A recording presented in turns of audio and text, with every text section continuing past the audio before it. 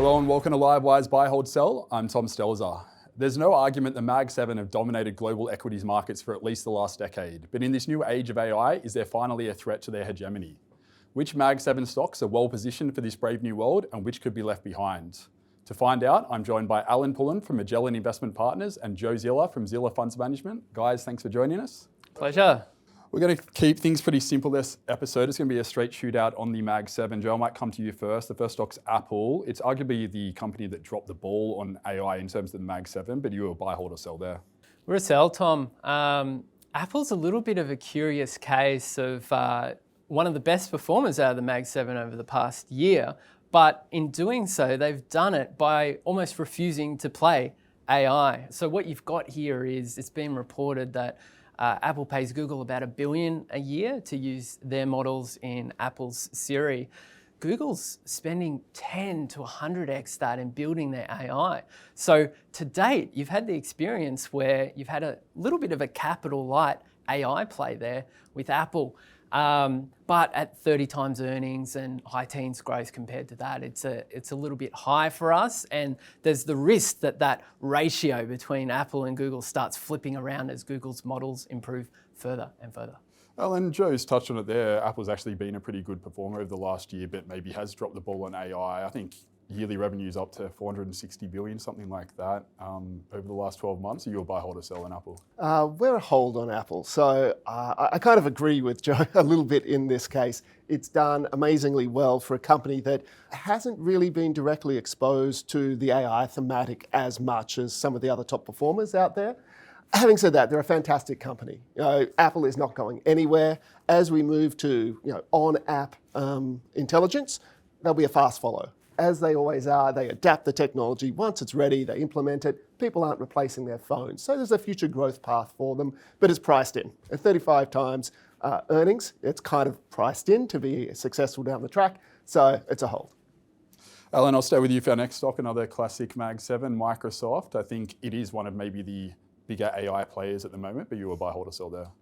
Definitely a buy. Can I be a strong buy? Microsoft is one of the best positioned companies in AI, still at an attractive valuation. So notwithstanding really strong performance recently after its earnings, it upgraded the public cloud growth rates, well into the 40%, predicting more growth ahead, accelerating to 45% into Q3. So they are benefiting today from the adoption of AI by enterprises, and they're best placed going forward to continue to drive revenue growth from that adoption phase of AI, which we're moving towards in the future. So still very reasonably valued for great growth as well. So definitely a buy. Joe, I think revenue's up 18% year on year. I think Alan touched on some of the reasons why they're cloud AI services. What's your call on Microsoft? Share a lot of Alan's sentiment here. We're a hold, but fantastic results. We're really starting to see a kind of run rate return on that kind of data center capex at really attractive levels, and that's even after adjusting for a few depreciation changes going forward. Azure above 40% revenue growth with great margins. I mean, as Alan was saying, Microsoft is just extremely strong distribution, extremely well placed for the world of AI. You've got Azure with the compute, Microsoft's 365 with the seat, and then Copilot, the AI, just adding value to each seat. A great reinforcing kind of situation there. In terms of price, we just would have loved to own it in the SaaSpocalypse lows when there was a lot more fear around these software businesses. We're close to kind of all-time highs now. Next up, we have the world's biggest company, probably the biggest beneficiary of AI. It's Nvidia. Joe, I'll stay with you. Is that a buy, hold, or sell? Yeah, we're a buy on Nvidia. The market's a little bit concerned with Nvidia on financing and on custom chips from Google, the TPU, and from Amazon, the Trainium. We're happy with the level of financing in the industry, given the size of industry demand we expect. And we saw some really positive flags recently with a lot of the big instos moving in and taking that financing burden away from Nvidia. With the custom chips, we think the market's got it a little bit wrong here. The next wave of compute, of AI, is agentic, kind of do this, get that, then do this, then do that. The custom chips are really good at single model, single task. Nvidia chips are fantastic at messy unpredictable tasks. So they're really well suited for this next era of AI, this kind of agentic AI. More importantly, Jensen, the founder, he's just had a fantastic track record of kind of, if you will, skating to where the puck is going with compute and building the system that is required for the next wave of each compute. And he's done it again and again and again. So it's someone that we love to align with here, and on 20 times earnings growing above 40% per annum, it's as cheap as it's been for quite a while. He's got some nice leather jackets as well there, Jensen. So yeah. Can't complain about that. Alan, what about you? Buy, hold, or sell on Nvidia? Finally, one we can disagree a bit more about. We're a sell on Nvidia. You've got a company that is going from a near monopoly position in GPUs, and we now have a number of credible alternatives, and they're just growing, and they're pretty good at what they do. They're better at arguably in some ways in the TPUs for Gemini and for Google. Trainiums, that Claude is using Trainiums a lot. Claude's pretty good, pretty capable agentic model. And you've got others coming from AMD, you've got other startups, and you've got the leading players in terms of the leading model makers also looking at designing their own chips. So going from a monopoly position, near monopoly, to a really crowded field, there's going to be plenty of demand, but their share of it's highly uncertain, and the margins, they're certain, they're going down. So, just a wide range of outcomes one would have to avoid. Alan, I'll stay with you. Next up, we have Amazon. Probably a similar story to Microsoft in that, big CapEx, revenue up, doing well on cloud services, things like that, AI as well. You'll buy, hold, or sell there? Yeah, you won't be surprised to hear on a buy here as well. And you mentioned doing some similar things to the Microsoft cloud platform, and you're absolutely right. AWS is the world's largest cloud platform, again, accelerating. They're a little bit slow because they did not have the same relationships that they had with OpenAI that Microsoft had, but they've got a strong relationship with Anthropic and the largest cloud provider globally. So they're really well placed as we see AI adoption again continue. To accelerate revenue growth further, 30% revenue growth, mid-20s, slightly higher than that. PE, very acceptable for that kind of growth. And the retail business is kicking goals as well. So, a buy. Joe, it's a buy from Alan. What about you on Amazon? Buy, hold, or sell? Yeah, I'd have to agree with Alan on this one. It's a buy for us. 3 great compounding machines with retail, that kind of repetition of consumer habit and logistics density. Advertising, just monetizing that at high margin, and then the AI kind of data center infrastructure play with AWS. And as Alan mentioned, we've seen a re-acceleration of AWS backlog up more than 30% quarter on quarter, not year on year. So it's a buy from us. I'll stay with you for the next one. Google, probably again a pretty similar story there. Are you a buy, hold, or sell? Yeah, Google's a hold for us. We do think it's quite a misunderstood AI incumbent in the sense that their search business, the market's a bit worried that will be hurt by AI. We think AI will actually make that search business a lot more useful. However, the key concern for us is talent, AI talent, the all-important AI talent. Google started with what seemed like an insurmountable lead of AI talent. Over the years, there's been a worrying amount of outflow of talent.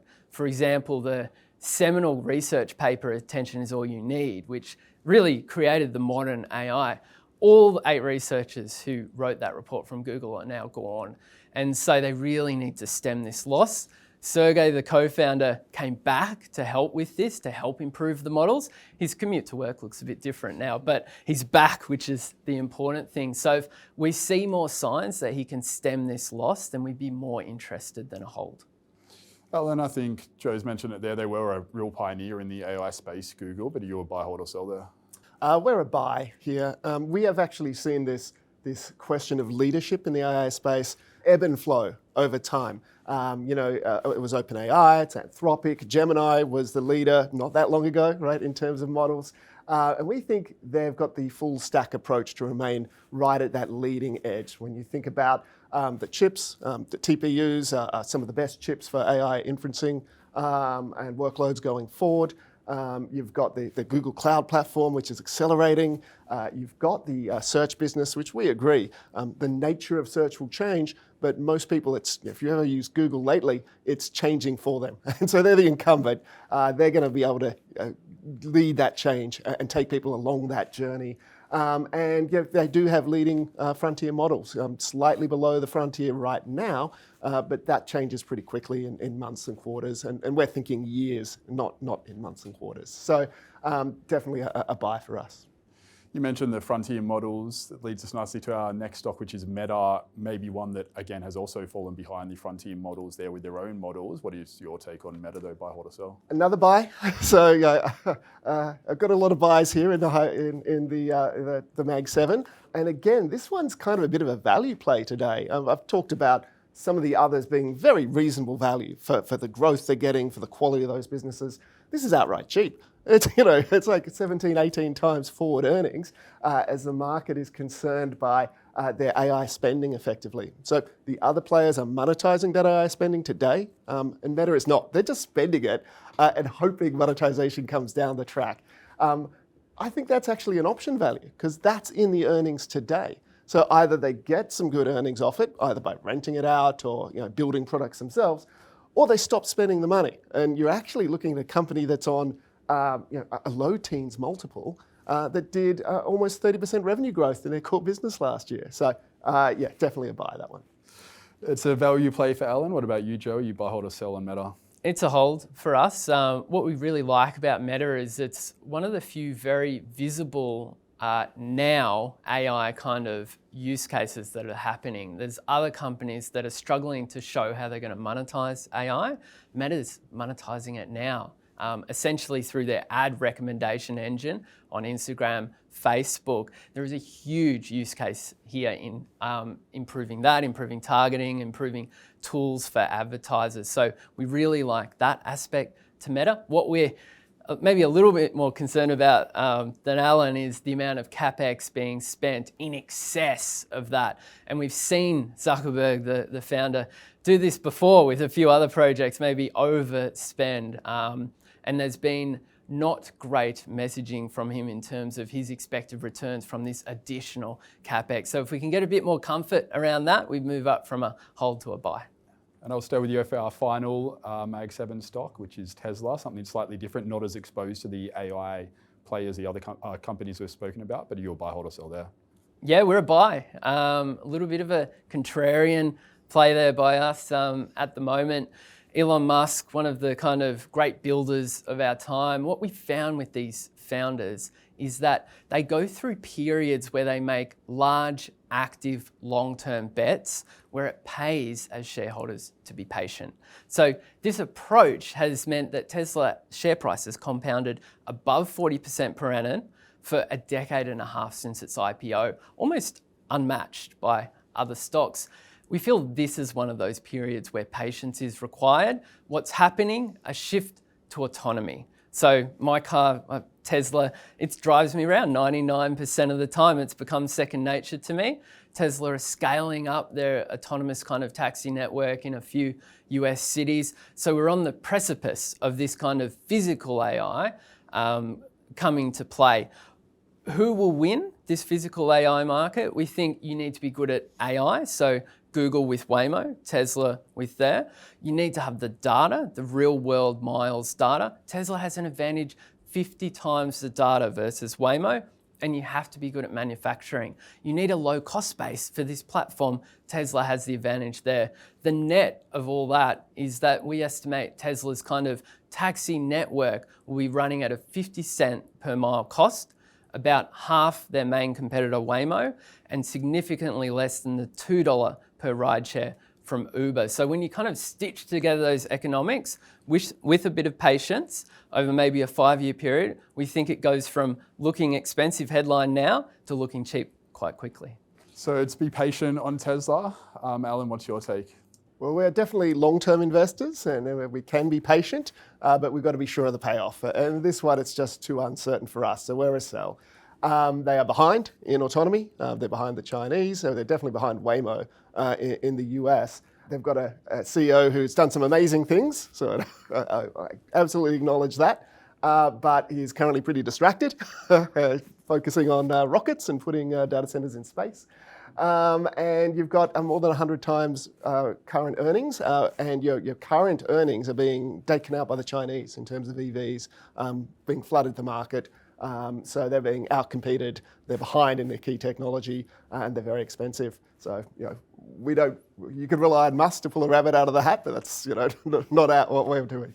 So there you have it, the Mag 7 put through their paces. Thanks to Joe and Alan. Thanks for watching. For more buy, hold, sell, make sure to check out our YouTube channel.